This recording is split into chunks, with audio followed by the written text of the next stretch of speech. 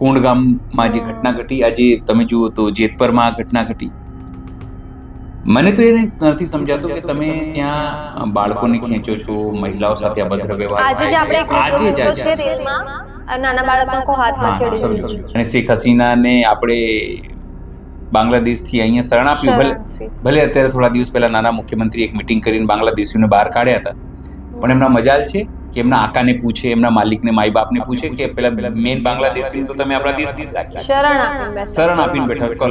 રોજ લાખો રૂપિયા સિક્યુરિટીમાં એને ખર્ચો થઈ રહ્યો છે, રિલેશન્સ બગડ્યા છે. પણ એ નાના મુખ્યમંત્રીમાં તાકાત નથી કે જેને મોટાને પૂછે. એ રીતનું વર્તન છે નિરાલી. આપણે કંઈક સરકારના વિરોધી છીએ, એની નીતિઓના વિરોધી છે. જો જે રીતે લોકોને અત્યારે કરપ્શન, ભ્રષ્ટાચાર, મુશ્કેલી, મોંઘવારી, તમામ વસ્તુ થઈ રહી છે, લોકો બોલી રહ્યા છે, પણ એનો કોઈ ફેર પડતો નથી. તમે જીત પર જતા રહો, તમે વંઢિયા જતા રહો, તમે હળવદ આવી જાઓ, તમે મોરબી આવી જાઓ, તમે સુરેન્દ્રનગર આવી જાઓ, એ સિવાયની જે પટ્ટા નીકળે છે તમે જુઓ, બધા જ ભાજપના લોકો છે. ભાજપના લોકો ત્યાં જીત્યા છે, સમજો. હવે ભાજપના લોકો જીત્યા હતા, એને પછી શું જરૂર છે એ તમને યોગ્ય વળતર અપાવે? સમજો, શું જરૂર છે? માન લો ગુજરાત આંદોલન કરશે તો શું કરશે? કોણ ગુજરાતી? એક ગાયક કલાકાર છે, કહેતા હતા મોદી ગુજરાતી ને અમિત શાહ ગુજરાતી ને ખબર નહીં કયા ગુજરાતી, ગાંધીજી ગુજરાતી, એટલે ઘણા બધા ગુજરાતીઓ. એક જણાએ કાલે હું ઇન્ટરવ્યુ કરતો હતો, એમણે કીધું કે તમને ખબર છે કે 4 જ જણાનું ચાલે છે આ દેશમાં, ગુજરાતમાં. એટલે મેં કીધું કે દાદા કયા? દાદાએ તો એવું કીધું કે ઠાર મારી. આવું બધું બોલતા હતા દાદા, ખતરનાક રીતે. મળી જાય તો ઠાર મારી. જમીનો સીધી અદાણીને આપવાની હતી ને, હવે અનાજ અદાણીને આપશે. તમે સમજો, કોઈ પણ ભોગે હુક બાય કુક અદાણીને વિશ્વનો નંબર 1 કરોડપતિ બનાવવાનું બીડું જે છે એ આપણા સાહેબે, વડાપ્રધાન નરેન્દ્ર મોદી એજન્ટમાં અવિનાશીએ ઉપાડી લીધું છે. તમે સમજો, એ કોઈ પણ રીતે. હંમેશા હું મજાકમાં કહું છું કે અદાણી કઈ પ્રોડક્ટ છે જે તમે યાદ રાખીને જાતે બનાવી? અદાણી સિમેન્ટ તો જો અંબુજાને ખરીદીને એમણે કીધું ઇન્ફ્રાસ્ટ્રક્ચર, રોડ, પોર્ટ બધું સરકારનું છે, બધું એમના કોન્ટ્રાક્ટ ઉપર ચાલે છે. આપણે છીએ આટલું બધો અવાજ ઉઠાવીએ છીએ, પણ કાલે જો આપણી ઓફિસમાં રેડ પડશે કે તમને કે મને જેલ થશે, તો આપણી ઓડિયન્સમાંથી કોઈ આપણા માટે અવાજ નહીં ઉઠાવે. ના એવું નથી. એ તમારી ગલત લાગી છે. અવાજ ઉઠાવવો જોઈએ જે લોકો લડતા હોય એના માટે. મારું કહેવું એવું છે. હું સમજી ગયો તમારો કહેવાનો મતલબ, બહુ સારી રીતે સમજી ગયો છું નિરાલી છે. હું મલિક સાહેબની વાત કરું તો એમને આખી પીઆર ગોઠવી સારું દેખાવા માટે. કારણ કે સ્વાભાવિક છે, હર સંઘવી જો પીઆર ગોઠવતા હોય પોતાના માટે તો એમનો કમિશનર પર રીતે આવું જ કરશે. અત્યારે બધા આઈપીએસ છે ને, બધા પીઆર ગોઠવે છે, સોશિયલ મીડિયામાં પીઆર ગોઠવે છે, રીલ બનાવે. પેલા એક નવા આવ્યા હતા ટ્રાફિક વાળા, સફીન હસન કેવું કંઈક નામ, એ તો જોરદાર વિડીયો બનાવતા. હજી બનાવે છે. હા, એ જ હું કહું છું. પણ એમનું કામ એ નથી. હું તમને હજુ બી કહું, જેમ આપણે દેશમાં પ્રધાનમંત્રીને પૂજા કરવા માટે નથી ચૂંટ્યા, એવી રીતે આ તમામ લોકોને જે ટેક્સના નાણાંથી જે પગાર મળે છે ને, એ આ રીલ્સ બનાવવા માટે નથી મળતું. તમે વ્યવહાર એ રીતનું નથી. તમે સમજો, કેમ તમે કહેતા હો કાયદામાં રહેશો તો ફાયદામાં રહેશો, સરઘસ તો નીકળશે ને, તમારું ડીજીપી આવીને પરિપત્ર કરે ના નીકળે તો શું તમારી ઇજ્જત રહી? ચાણે તમારે તો રાજીનામું આપી દીધું. હું વ્યક્તિગત માનું જો કેવી રીતે ઉદાહરણ અહીંયા કોઈ એની લાગુ, બરાબર, અને અચાનક તમે એવું કહો, અને અચાનક તમે એવું કહો, અને રહેવા દો, ફાલતુ વાતો છે, રહેવા દો, તમારે તો રાજીનામું આપી દીધું પડે. હું કહેતો કે અહીંયાનો બોસ, અને મારું ના ચાલતું, તમારે તો રાજીનામું આપી. સ્કૂલ વાનમાં એના ભાવ પણ વધ્યા છે ને, બુક્સ મળતી પણ નથી. પણ બુક્સ વાંચીને કરવાનું શું? આપણે તો મંદિર જ બનાવવાના છે. અને મોદીજી તો કહે છે ને પકોડા તળવું રોજગારી છે. તમને એ જ હું કહું છું, બુક્સ વાંચીને આ વાલીઓને મતલબ નહીં સમજાતું. તમને કહું, તમારે બુક્સ વાંચીને છોકરાઓને કરાવવાના શું છે? અંતે રહેવાના લોકો બેરોજગાર. હા, સરકાર પાસે તમે પૂછો કે મારો બાળક અત્યારે 10મામાં ભણે છે, એ શું કરે કે તમે એને નોકરી આપી શકશો? તો એની પાસે જવાબ હશે ના. જે આખા દેશને બનાવે એ પીએમ મોદીને બનાવે. હસી વાત નહીં. જે વ્યક્તિ આખા દેશને બનાવીને પીએમ બની જાય, બરાબર, એ પીએમ ને આ ભાઈ બનાવી જાય. કેવી મતલબ માર્મિક છે. બહુ સારા બિઝનેસમેન છે, 27 વર્ષની એજમાં ખૂબ સારા બિઝનેસમેન. કારણ કે જલ્લાઈ જાય છે આટલા બધા પેશન્ટો, આટલો ઓવરક્રાઉડ. તમે કાં આપણે કન્ટિન્યુ ફોન આવે ઘણું, આપણે નહીં કંટાળી જતા? કંટાળી જઈએ છે. મતલબ કે બધી સમસ્યાઓનું જડ ગવર્નમેન્ટ નહીં, લોકો. હજુ બી હું તમને કહું, લોકો આ છે. જે વોટ તમે ખોટા લોકોને આપે તો ભોગવવાનું તમારે જ છે ને. તમે ચેન્જ કરી દો છો યાર. આપણે એવું નહીં કહેતા, તમને જે સારું લાગે.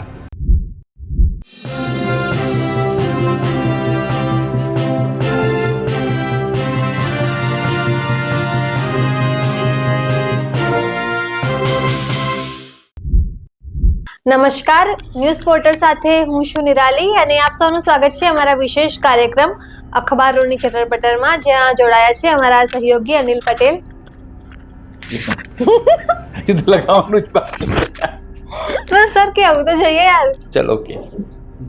તો ટેક 2 છે આ. નમસ્કાર, ન્યૂઝ પોર્ટલ સાથે હું છું નિરાલી અને આપ સૌનું સ્વાગત છે અમારા વિશેષ કાર્યક્રમમાં અખબારોની નિરાલી. ચટરપટર, જ્યાં જોડાયા છે અમારા સહયોગી અનિલ પટેલ. આજે સમય નથી મળ્યો એટલે અખબારોની ચટરપટર અમે સાંજે કરી રહ્યા છીએ. ખેડૂતોનો મુદ્દા ખેડૂતોનો મુદ્દાઓ ઘણા બધા લઈને. ચાલી રહ્યા છે. જી હમ. સર, સૌથી પહેલો પ્રશ્ન ખેડૂતોને લઈને જ છે. તમે તો ગઈકાલે સુરેન્દ્રનગરના કોંઢ ગામમાં પણ જઈને આવ્યા છો, બીજી વખત. બીજી વાર જઈને આવ્યા છો. હમ.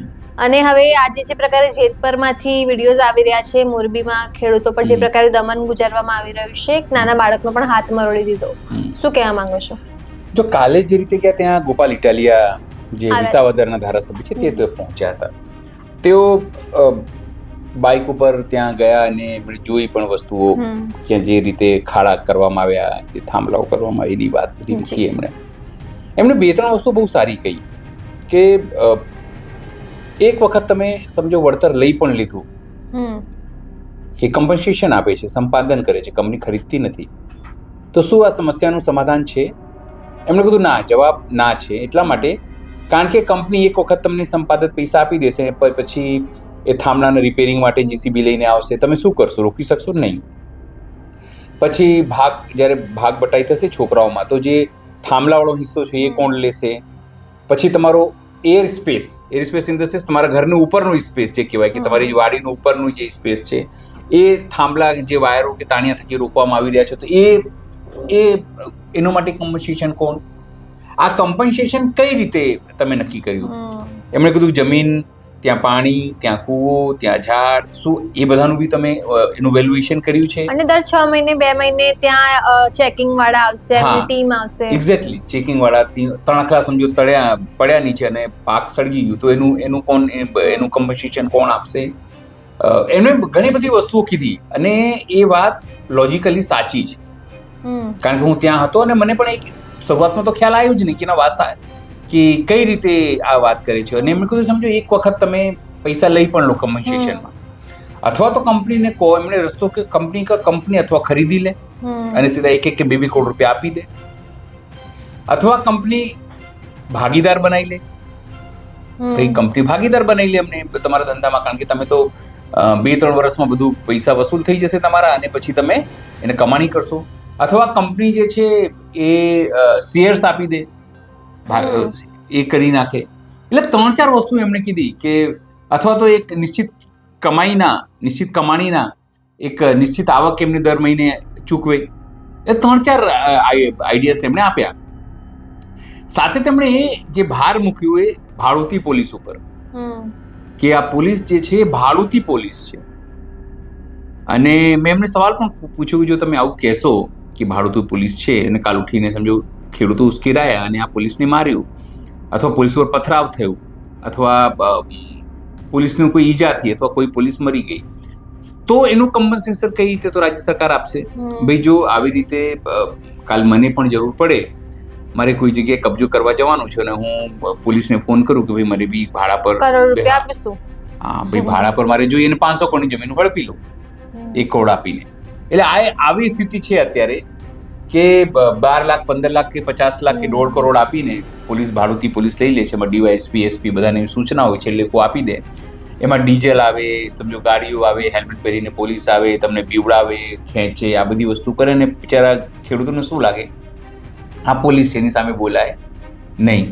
એને સ્પષ્ટપણે એક વાત ગોપાલ ઇટાલિયાએ કીધી કે આ ખાલી લુગડાના ફરક, એટલે કપડાના ફરક, ચાલો ગુંડા જ છે. એમણે શું કીધું ઇનડાયરેક્ટલી કે આ બધા બાઉન્સરો છે, ગુંડાઓ જ છે જે ખાકી વર્દીમાં આવી રહ્યા અને છે. આ વીજળી તો બાંગ્લાદેશ અને પાકિસ્તાન જેવા દેશ, બાંગ્લાદેશ, પાકિસ્તાન તો બરાબર છે, પણ સવાલ એ છે કે તમે તો પૈસાથી વેચવાના છો ને.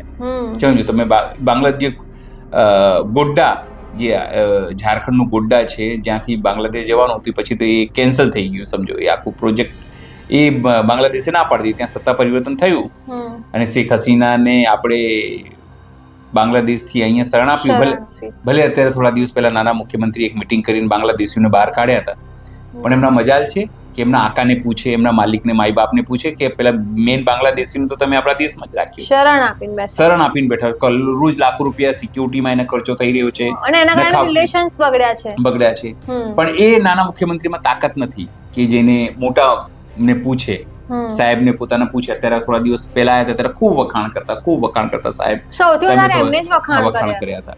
એટલે મૂળ વસ્તુ એટલી જ છે કે કોંડગામમાં જે ઘટના ઘટી, આજે તમે જુઓ તો જેતપરમાં આ ઘટના ઘટી.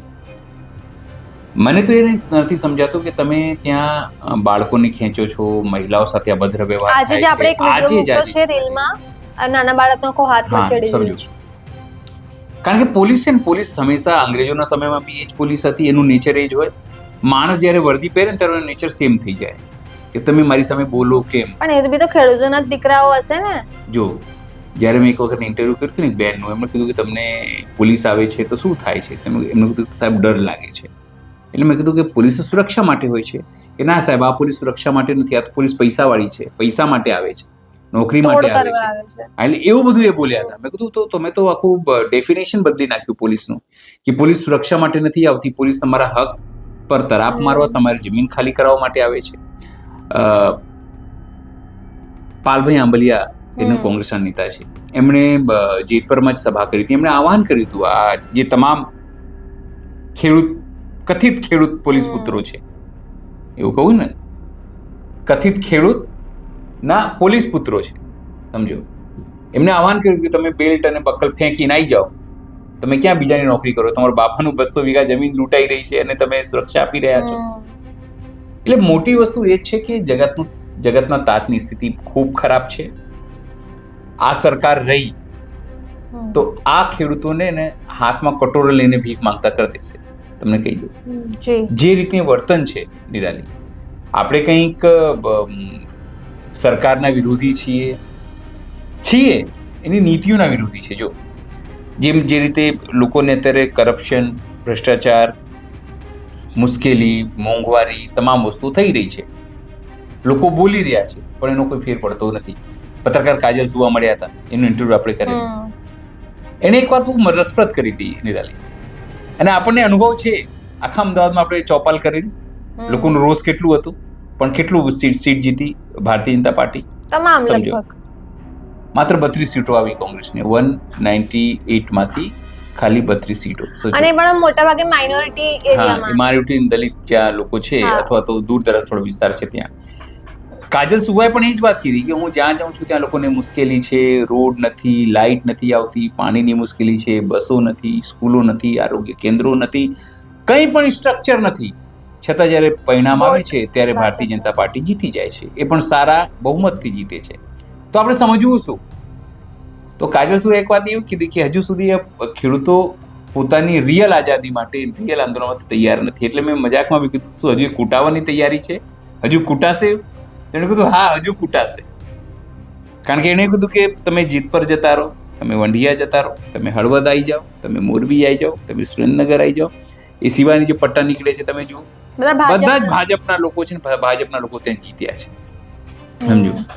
હવે ભાજપના લોકો જીત્યા તો એને પછી શું જરૂર છે એ તમને યોગ્ય વળતર અપાવે? સમજો, શું જરૂર છે? કોઈ જરૂર નથી. એમને ખબર છે કે તમને અયોધ્યામાં મંદિર બની ગયું છે, હવે દિન તમે ઘંટ વગાડો અને અહીંયાથી દર્શન કરો અને લોકો તમને મૂરખ બનાવે.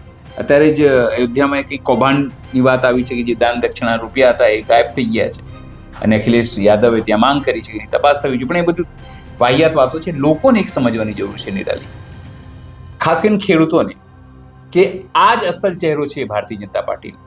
આ લોકો ધર્મના નામે વોટ આપે છે, પણ ચહેરો તો આ જ છે ને. હું તમને કહું છું, ધર્મના નામે, મંદિર મસ્જિદના નામે, અબ્દુલની ચૂડી ટાઈટ કરવાના નામે. અત્યારે તો હિન્દુઓની ચૂડી ટાઈટ થઈ રહી છે. અત્યારે અબ્દુલની નહીં, અનિલના પરિવારની ચૂડી ટાઈટ થઈ રહી છે. નિરાલીના પરિવારની, નીલોફરની નહીં, નિરાલીની ચૂડી ટાઈટ થઈ રહી છે, સમજો. અત્યારે આવી સ્થિતિ આ લોકોએ કરી નાખી છે. મૂળ વસ્તુ એટલી જ છે, ખેડૂતો જો જાતે નહીં સમજે તો હજુ મેં તમને કીધું ને, હાથમાં કટોરો આ સરકાર આપી દેવાની છે અને અદાણીના ગેટની સામે તમારે પેલા મંદિરની સામે ના બધા ભિખારીઓ બેસતા લાઈનસર. પણ સર, સુરેન્દ્રનગરના ખેડૂતો કે મોરબીના ખેડૂતો એવું ના કરે કે એમના વિસ્તારના જિલ્લા પંચાયતના સદસ્ય હોય, ધારાસભ્ય હોય કે સાંસદ હોય, એમના ઘરની બહાર જતા રહે, એના કોઈ ઘેરાવ કરી દે, બહાર જ નહીં નીકળવા દેવા. પણ ફાયદો શું? પછી એ જ પોલીસ આવશે ને એક મારકૂટ કરશે ને કાઢશે. એક હશે બે હશે તો મારશે ને, હજારોની સંખ્યામાં હશે તો કેટલાને રોકશે? તો આ તો સેના મોકલશે. પશ્ચિમ બંગાળ ભૂલી ગયા તમે? પશ્ચિમ બંગાળ જીતવા માટે આ લોકો સીઆરપીએફ ની માંગ બધું કરી શકે છે. સેના બી તો છે. અગર માન લો આખું ગુજરાત આંદોલન કરશે તો શું કરશે? કોણ ગુજરાતી? એક ગાયક કલાકાર છે, એ કહેતા હતા મોદી ગુજરાતી ને અમિત શાહ ગુજરાતી ને ખબર નહીં કયા કયા ગુજરાતી, ગાંધીજી ગુજરાતી, એટલે અદાણી, ઘણા બધા ગુજરાતીઓ. એક જણાએ કાલે હું ઇન્ટરવ્યુ કરતો હતો, એમણે કીધું કે તમને ખબર છે કે 4 જ જણાનું ચાલે છે આ દેશમાં, ગુજરાતમાં. એટલે મેં કીધું કે દાદા કયા? દાદાએ તો એવું કીધું કે ઠાર મારીશ. આવું બધું બોલતા હતા દાદા, ખતરનાક રીતે. મળી જાય તો ઠાર મારીશ. હું નામ લેવા નથી માંગતો કોને ઠાર મારીશ કહેતા હતા, પણ હું કહેતા હતા જો મળી જાય તો હું ઠાર મારી દઈશ. અને કે મોદી અને આ નામ સાથે કહેતા હતા કે બધો કઠપૂતળીઓ છે, કે ઈશારો કરીને કે બધો કઠપૂતળીઓ છે, એ લોકોથી કંઈ ના થાય. પણ મૂળ વસ્તુ એ જ છે કે જો ખેડૂતો આંદોલનરત થશે તો શું થશે? ગોળી મરાવશે. મેં તમને કીધું ને, હજુ તો પોલીસ ખાલી દંડા લઈને આવે છે, પોલીસ તમને પકડીને ડિટેન કરીને લઈ જાય છે, લોકો તમને જમવાનું નથી આપતી, તમે ચક્કા જામ કરો છો. મોટી સંખ્યામાં અગર ખેડૂતો એકઠા થશે ને ગુજરાતના, તો સરકારને ઝૂકવું પડશે. જેમ ઓલું 3 કાનૂન લાયા હતા ખેતીને લઈને, ત્યારે પછી એમને પાછળ બેક થવું પડ્યું હતું, થોડું પાછળ ખસવું પડ્યું હતું. પણ એના માટે ગુજરાતના ખેડૂતોને એક થઈને આંદોલન કરવું પડશે મોટું. જો એમાં એવું છે, એ સમય દરમિયાન વડાપ્રધાન નરેન્દ્ર મોદીએ ખૂબ સારી વાત કહી હતી કે મેરી તપસ્યા में कुछ कमी रह गई. શું કીધું તું? તપસ્યા में कुछ कमी. मैं किसानों को समझा पाया नहीं. પણ હવે સરકારે શું કર્યું કે પાછળથી સમજાવી દીધું છે. આજે જ મનહર પટેલ એક બાઇટ આપી છે, એમાં લખ્યું છે કે જે મોનોપોલી એક્ટ હતું એ હટાવી દીધું છે. એટલે જે જમીનો સીધી અદાણીને આપવાની હતી ને, હવે અનાજ અદાણીને આપશે.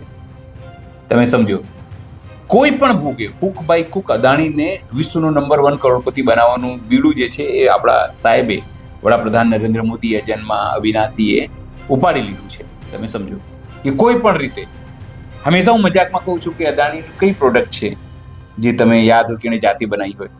અદાણી સિમેન્ટ તો અંબુજાને ખરીદીને એમણે કીધું ઇન્ફ્રાસ્ટ્રક્ચર, રોડ, પોર્ટ બધું સરકારનું છે, બધું એમના કોન્ટ્રાક્ટ ઉપર ચાલે છે અને એમાંથી કરોડપતિ થયા છે. અદાણી મેં તમને ના કીધું જીઓની જેમ કોઈ પ્રોડક્ટ છે અદાણી પાસે? તો ના. ઓનલી વિમલ નામની કંપની લાવી હતી અંબાણી, રિફાઇનરી. તો આમની પાસે કયું પ્રોજેક્ટ છે મને કહો?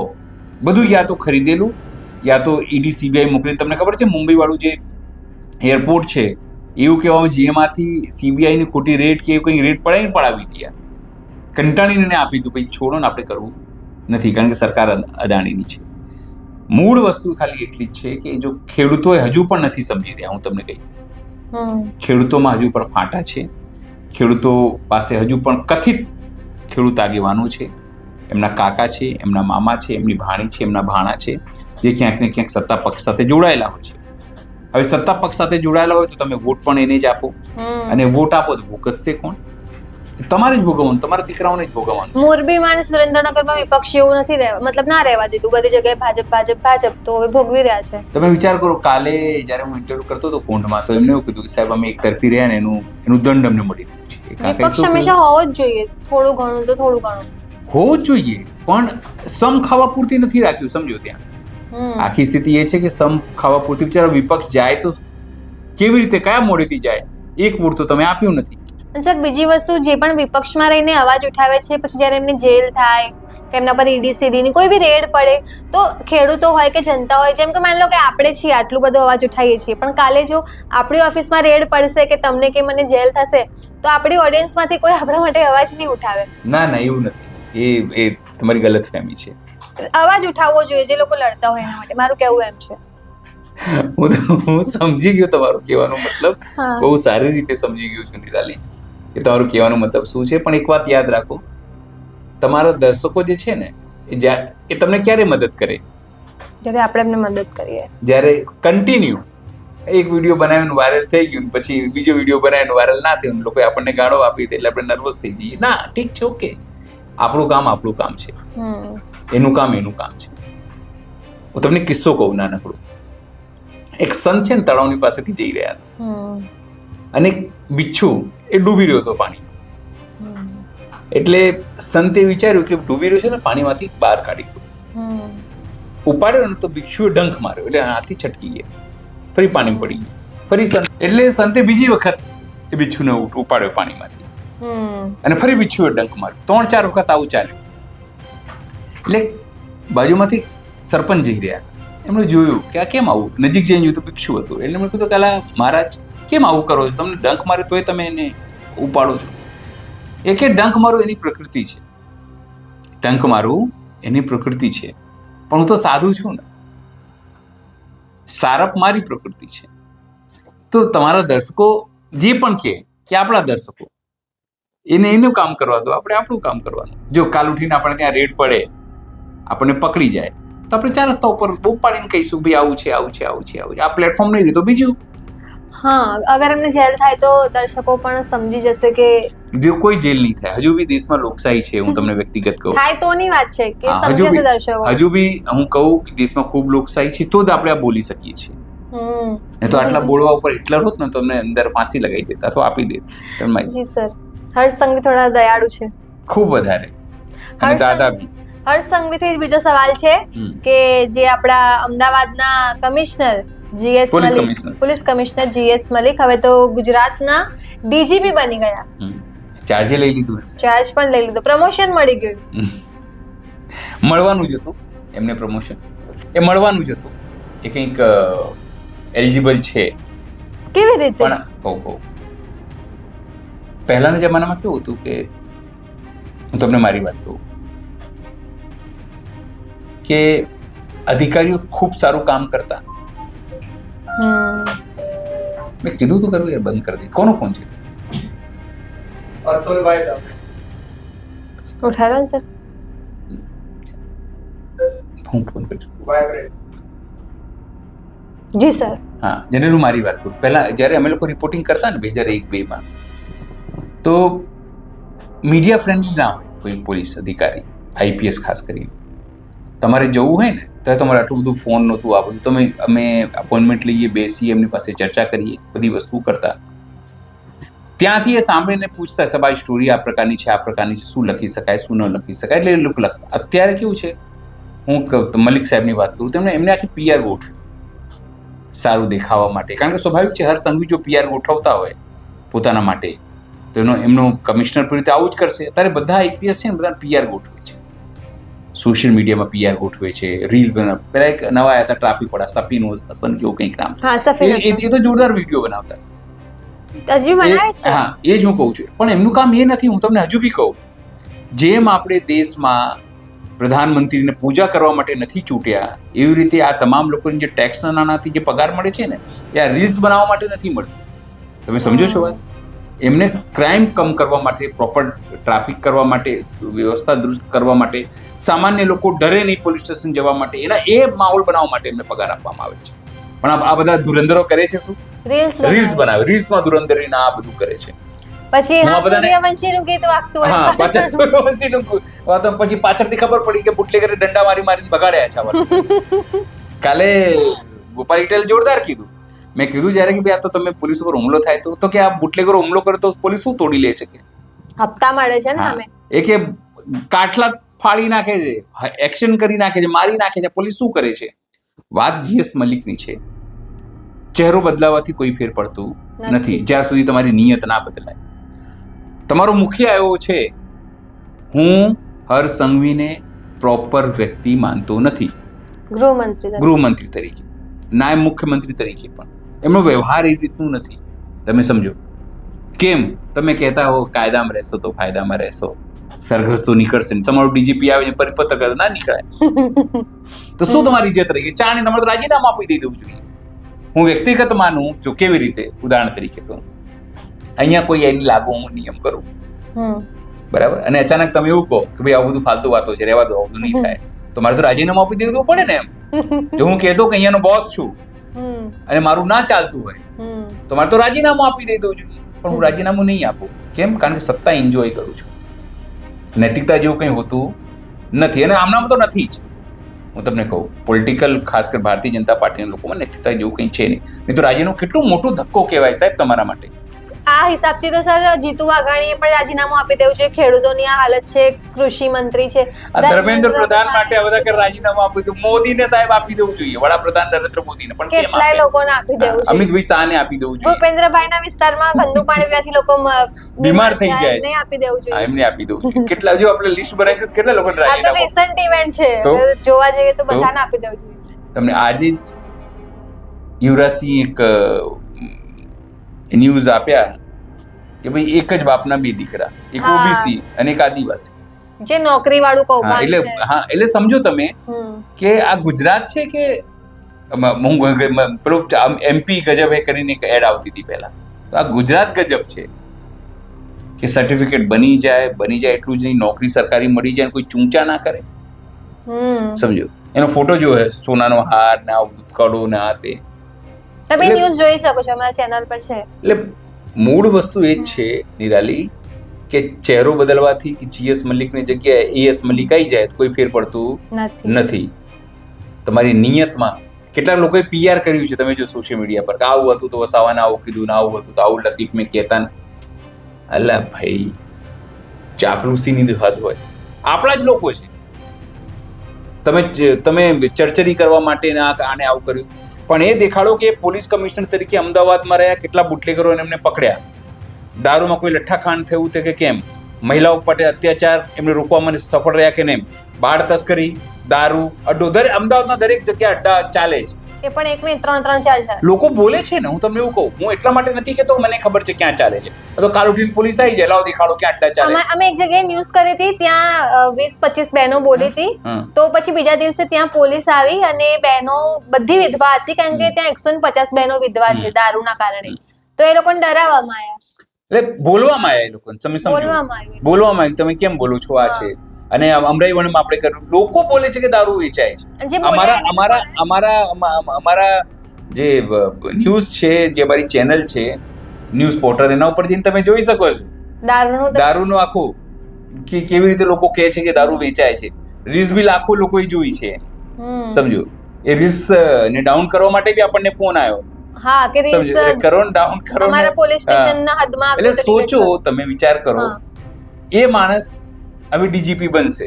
આપણો કોઈ વિરોધ નથી. જો જીએસ મલિક સાહેબને હું કોઈ વ્યક્તિગત ઓળખતો નથી તમારી જેમ. હું પણ નહીં ઓળખતી. ના, હું તમને ઓળખું છું એવી રીતે, એમ કહેવાનો મતલબ. જેમ હું તમને ઓળખું છું ને એવી રીતે હું જીએસ મલિક સાહેબને નથી ઓળખતો. અને જીએસ મલિક સાહેબ મને શું કરવા ઓળખે? ભાઈ, એ તો હવે રાજ્યના ડીજીપી છે. પણ સામાન્ય એ વસ્તુ એ જ છે કે તમારે કોઈ પણ વ્યક્તિનું મૂલ્યાંકન એના કામથી થાય, એના રીલ્સથી નહીં. આ બધા રીલ્સ વાળા પોલીસ વાળા છે. હું વ્યક્તિગત રીલ્સ પોલીસ, રિયલ લાઈફ નહીં. મેં નથી જોયું. એક જમાનામાં હતા સાહેબ જે રીલ્સ બનાવવા માનતા નહોતા, બિહાઇન્ડ ધ કર્ટેન રહેતા, કોઈ નહીં, પણ આમને તો રીલ્સ ગમે છે. જોરદાર આવું લોકો મળે, પૂરા લે, ચાલે જેમ હીરોની જેમ, સિંઘમની જેમ. પણ જયારે બુટલેગરોની સામે આ સિંઘમનું ચાલતું નથી. ઘણી વખત આપણને એ વાતનો અફસોસ થાય છે કે આ સિંઘમનું ચાલતું નથી, અને ડીજીપી બની જાય, તમે મોટા મોટા કોલમ લખી નાખો. ભાઈ, તમારા મારા ટેક્સના નાણાંથી આ લોકો પડે છે, આપણા નોકર છે, તમે સમજો. પણ આ તો માલિકને જેમ, મલિક સાહેબ માલિકની જેમ વર્તે છે. મલિક સાહેબ માલિકની જેમ વર્તે છે, અને કેટલાક પત્રકારો એમની વાહવાહી કરે છે, એમની હિસ્ટ્રી કાઢે છે કે અમે તો આવું કરતા હતા ને આવું કરતા હતા. એટલે ભાઈ, મારા દાદા છે ને ગુજરી ગયા. હું કહું કે મારા દાદા 500 કિલોનું હુક્કું પાડીને ફેંકી દેતા હતા, 500 કિલો માછલી પકડી લે, એવું કહું. ભાઈ, જે કરતા હતા, પણ અત્યારે રિસન્ટ એમને સફળ કમિશનર રહ્યા કે નિષ્ફળ કમિશનર રહ્યા, તમે મૂલવું કઈ રીતે? પણ બધા પેડ પત્રકાર હોય છે એવું. હા, એ વાત તમારી સાચી. પેડ પત્રકાર હોઈ શકે, પણ સારા પત્રકારોની ગણના હું તમને કહું છું.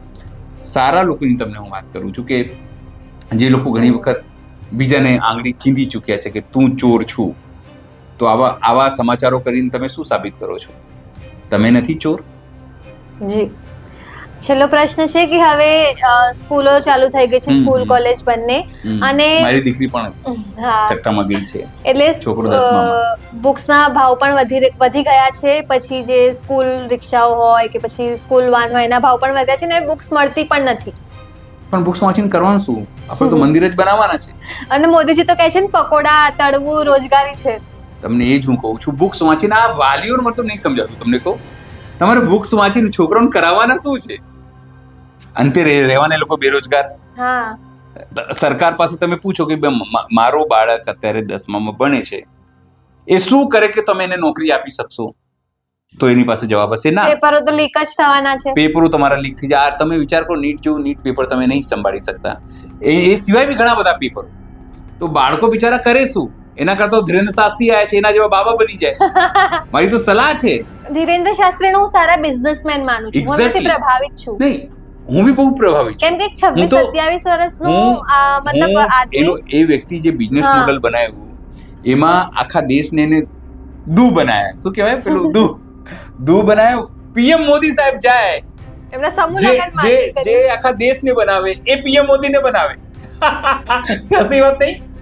જે વ્યક્તિ આખા દેશને બનાવીને પીએમ બની જાય, બરાબર, એ પીએમ ને આ ભાઈ બનાવી જાય. કેવી મતલબ ધીરેન્દ્ર માર્મિક છે. શાસ્ત્રી બહુ સારા બિઝનેસમેન છે. 27 વર્ષની બહુ. એજમાં ખૂબ સારા બિઝનેસમેન, હા. ખૂબ સારા મોટિવેશનલ સ્પીકર. તમે કહો મોટિવેશનલ સ્પીકર તો નહીં, પણ મૂરખ બનાવનારો વ્યક્તિ. ખૂબ સારા જાદુગર તમે કહી શકો છો એને. ખૂબ સારા ઓબ્ઝર્વર, કારણ કે તમને ઓબ્ઝર્વ કરીને તમે તમારા ચાલ ઢાલથી, મને ખબર છે, મેન્ટલિઝમ કહેવાય આને બીજી એક ભાષામાં. સુહાની શાહ કરીને છે. હા, મેન્ટલિઝમ કહેવાય, કે જે તમારા ચાલ ઢાલ બોલવાથી તમને કહી દે કે તમારી સમસ્યા આ છે, તમારો હા. ફોન નંબર આવી શકે છે, આવી શકે છે, આવી શકે છે. પણ સર આ ડિફરન્સ છે. સુહાની શાહ જે છે એ અલગ Mentalism રીતે એ રીતે કામ કરે છે કે તમે શું વિચારો છો, કોનું નામ વિચારો છો, રાઈટ કરીને આપી દે છે. પણ આમને એ જ વસ્તુ ધર્મમાં કન્વર્ટ કરી દીધી. અને સાહેબ કેટલું મોટું સામ્રાજ્ય બનાવ્યું છે. હમ. હું તો મારા છોકરાને સવારે જ કહેતો હતો, કાલા ભણીને કરવાનું શું છે, આપણે જ્યોતિષનું કામ હું બી ધંધો એ જ બરાબર. સર કે સાધ્વી બની જવું હવે. મને બી ઘણી વખત એવું જ લાગે છે કે મંદિર ખોલી દઈએ સરસ મજાનું, અને એકાદ આ મેન્ટલિઝમ કોઈ મોટી ઘટના નથી. શીખી 1 મહિનાનો કોર્સ હોય છે. તમને કહું 2 કલાક જાઓ, એના પછી તમારી પ્રેક્ટિસ છે. મેં બી એક વખત કરવાનો પ્રયત્ન કર્યો હતો. કેટલાક ટ્રીકો મને આવડે બી છે. હું તમને કહી દઉં, તાસના પત્તાના કે કયો પત્તો તમે ઉપાડ્યો તે દેખાડી દઉં. પછી હાથમાં તમે કયા કલરનું તમે પેન લીધું છે એ હું તમને કહી દઉં. તમે બાબા બનવા માટે ક્વોલિફાઈડ છો. પણ આપણે જો, હું તમને કહું, રાવણ વાળો કિસ્સો તમને કહું. જ્યારે મંદોદરીએ રાવણને પૂછ્યું ને કે તમે કેમ રામનું તમે તો બહુ રીપિયા છો, તમે જે વેશ ઈચ્છો એ બની શકો છો, તો કેમ તમે સાધુનો જ વેશ ધારણ કર્યું? કેમ તમે તો રામનો વેશ તમે ધારણ કરી શક્યા હતા? એમણે કીધું કે રામનો વેશ એટલા માટે ધારણ મેં નથી કર્યો કે જ્યારે મેં રામનો વેશ પહેરવાનો એટલે બદલવાનું શરૂ કર્યું હતું ને, ત્યારે બધી મહિલાઓ મને માતાઓ દેખાતી. એટલે મેં રામનો વેશ ધારણ કર્યો ને, એટલે હું સાધુ બન્યો. સાધુ બન્યો, કારણ કે સાધુ ઉપર તમામ લોકોને એના ગેરુવા વસ્ત્રો ઉપર, ભગવા વસ્ત્રો ઉપર લોકોનો વિશ્વાસ હોય છે, આંધળો વિશ્વાસ કરે છે. પણ સર આ લોકોના કારણે છે ને આપણો ધર્મ બદનામ થાય છે. થઈ ગયો છે. થાય શું છે? કેટલા સ્કેમ, જેટલા પણ મોટા બાબા છે ને એમના તમે સ્કેમ જુઓ, આવે થોડા છે. દિવસ પહેલા જ આટલું બધું સેક્સ સ્કેન્ડલ આવ્યું હતું બાબા આસારામથી. અત્યારે મહારાષ્ટ્રની તમને વાત કરીએ, અને એની અંદર મોટી મોટી ઘરની મહિલાઓ, તમને શરમ આવી જાય કે આવી અશ્લીલ ઘટનાઓ બાબાઓને પોતાના આડમાં કરતા હોય છે. પણ વાત એ નથી, વાત એ છે શિક્ષણની. તમારી પાસે સ્કૂલો સારી નથી, તમારી પાસે ટીચરો સારા ગવર્નમેન્ટ નથી, સ્કૂલો તો ખતમ જ છે. હું તમને કહું ને, ગુજરાતમાં તમે મોડલ સ્કૂલોની વાતો કરતા હો. અત્યારે જ પંજાબનું એક રિપોર્ટ આવ્યું કે પંજાબ નંબર 1 થઈ ગયું છે. એ 27મા નંબરે. તમે કહેતા હતા કે એના સીએમ છે તો 7 વાગ્યા પછી દારૂ પીવે છે. એ બી જે કરતા હોય, પણ એને પોતાના સ્ટેટને નંબર 1 શિક્ષણમાં બનાવી દીધું છે. તમારી પાસે તર્ક હોય. જ્યારે 2022માં કેજરીવાલ અને તમામ લોકો અહીંયા આવ્યા, પ્રચાર કરતા તમે સારી શિક્ષણો આપીશું, ત્યારે અમદાવાદ મ્યુનિસિપલ કોર્પોરેશન હોય કે તમામ લોકો એવું બહુ મોટા ઉપાડે કીધું કે અમે તો દરેક વોર્ડમાં અમે મોડલ સ્કૂલ બનાવીશું, આ કરીશું, ઇંગ્લિશ સ્કૂલ બનાવીશું, એસી સ્કૂલ બનાવીશું, ફલાણું ટીકનું. બધું ગપ્પું હતું, જુઠ્ઠું હતું, અને જુઠ્ઠું બોલવામાં લોકો માહિર છે. કશું જ નથી થયું જમીન ઉપર કામ.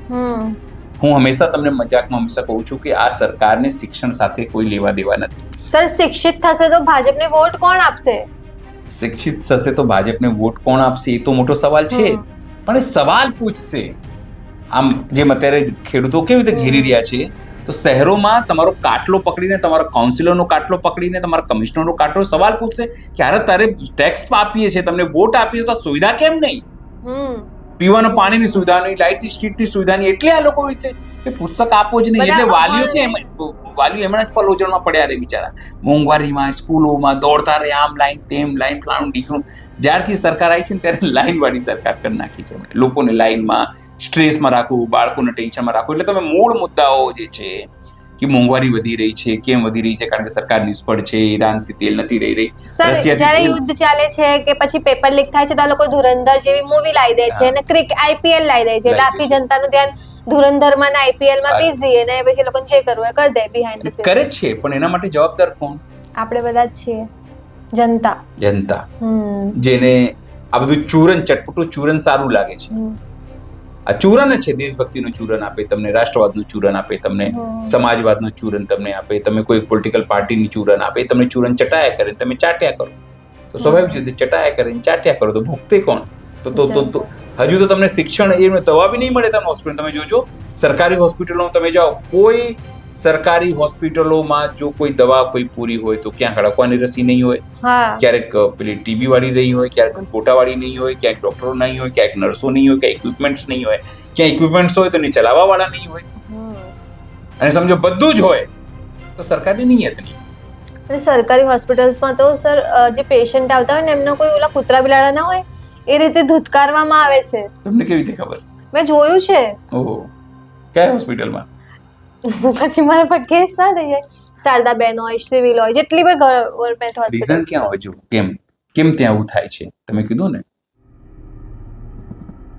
એમની પાસે લિમિટેડ ડોક્ટર છે, ત્યાં સંખ્યા ખૂબ વધારે. તમે ડોક્ટરોની માનસિક સ્થિતિ સમજો, એક ઓપીડીમાં 200, 500, 700. સંખ્યા ના વધારે ડોક્ટરોની? કોણ વધારે? મેં તમને કીધું બધું જ હોય પણ નિયત ના હોય. ગવર્મેન્ટ એ છોકરાઓને તમે માનસિક સમજો, એટલું બધું સ્ટ્રેસ હોય. આપણે એમનો બ્લેમ નહીં કરતા, ના પણ ભાઈ દુર્વ્યવહાર તો એ જ કરે છે ને, કારણ કે જલ્લાઈ જાય છે આટલા બધા પેશન્ટો, આટલા બધા આટલો ઓવરક્રાઉડ. તમે કાં આપણે કન્ટિન્યુ ફોન આવે ઘણું આપણે નહીં કંટાળી જતા? કંટાળી જઈએ છે. મતલબ કે બધી સમસ્યાઓનું જડ ગવર્મેન્ટ નહીં, લોકો. હજુ બી હું તમને કહું, લોકો છે. આજે વોટ તમે ખોટા લોકોને આપે તો ભોગશે કોણ? ભોગવવાનું તમારે જ છે ને. તમે ચેન્જ કરી તો જુઓ યાર. આપણે એવું નહીં કહેતા તમને જે સારું લાગે, આપણે નથી કહેતા તમારે કે તમે આજમાં. હું તો એ જ કહું છું, તમારો કોર્પોરેટર કોઈ પણ પક્ષનો હોય, અડધી રાત્રે તમારી સામે આવીને ઉભો રહે, તમારી સાથે આવીને ઉભો રહે, એને તમે મત આપો. એ ભાજપનો હોય, કોંગ્રેસનો હોય, આમ આદમી પાર્ટીનો. આપણે એવું નહીં કહેતા પર્ટિક્યુલર તમે કોઈને પણ આપો. ભાજપમાં બી કોઈ સારું હોય તો હા, એને બી આપો. જે ભાજપમાં કોઈ હોય, કોઈ અપક્ષમાં હોય, તમારા માટે લડતો હોય, તમારી સમસ્યાઓ માટે લડતો હોય, તમારી અવાજ ઉઠાવતો હોય, એને આપો તમે. જી. પણ તમે તો નિશ્ચિત કરી લીધું છે ભાજપને જ વોટ, તો ભાજપને. હા, રાષ્ટ્રવાદી પાર્ટીને એવું કહે છે બધા. જી. હવે કેટલી રાષ્ટ્રવાદી છે આપણને તો ખબર નથી, પણ 10,000 કરોડનો કોન્ટ્રાક્ટ અદાણીને આપ્યો ને, FCI નો. એટલા માટે જ કદાચ, અને એટલા માટે અદાણી અહીંયા કૂટી રહ્યા છે બધા ખેડૂતો. જી સર, તમે સમજો. ધન્યવાદ વાત કરવા બદલ. ધન્યવાદ. તો તમે આ તમામ મુદ્દે શું વિચારો છો અમને જરૂરથી કમેન્ટ કરીને જણાવજો. અત્યાર માટે બસ આટલું જ. ધન્યવાદ. ખબર નહીં હવે કેવું આવે. કેટલા મિનિટનો થયો? 33